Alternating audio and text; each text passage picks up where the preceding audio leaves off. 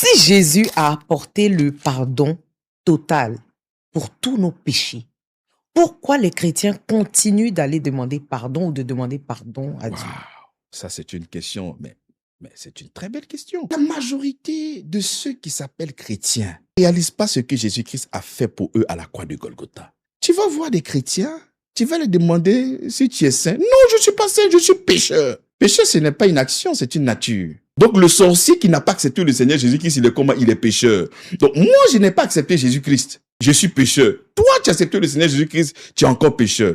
Les chrétiens ne savent pas et ils ne réalisent pas ce que Jésus-Christ a fait pour eux à la croix de Golgotha. Ils disent des choses qu'ils ne maîtrisent pas. Ils ne lisent pas la Bible. Là, je suis en Luc chapitre 1, le verset 77. Il dit, il faudrait que le peuple ait le salut par la connaissance du pardon de leurs péchés. Les gens ne réalisent pas que Dieu a réglé totalement le problème du péché. Jean dit, voici l'agneau de Dieu qui ôte le péché du monde. Mais les gens ne réalisent pas, ils ne savent pas.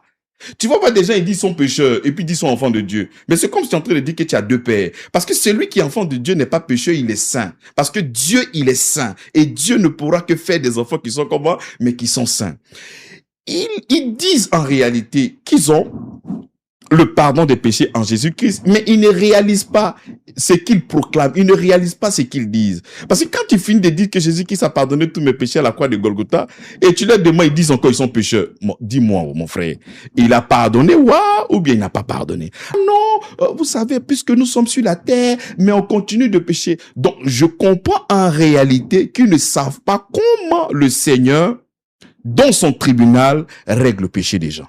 Tu vas voir des chrétiens, ils croient mordicus que à cause du péché de Adam, ils sont tous pécheurs. Mais il n'y a pas eu seulement que le premier Adam. Il y a eu le second Adam.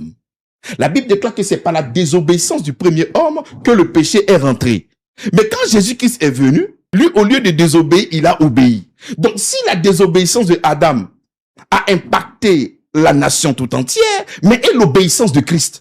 Mais de la même manière que tu n'as pas participé en fait que tu sois pécheur, tu es né avec cette nature, c'est de la même manière que tu ne vas pas participer pour que tu sois aussi justifié. Tu es justifié à partir de Christ. Donc lorsque tu n'as pas la compréhension de la justice, lorsque tu n'as pas la compréhension de l'œuvre de la croix, tu vas venir, Seigneur, pardon. Seigneur, pardonne-moi. Non.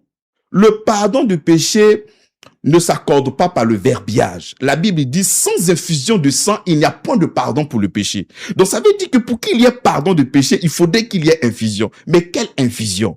Hébreux chapitre 10, le verset 4. Il dit que le sang des boucs et des taureaux ne pouvait pas ôter le péché. Donc le seul sacrifice qui avait la capacité de pouvoir ôter le péché, c'est le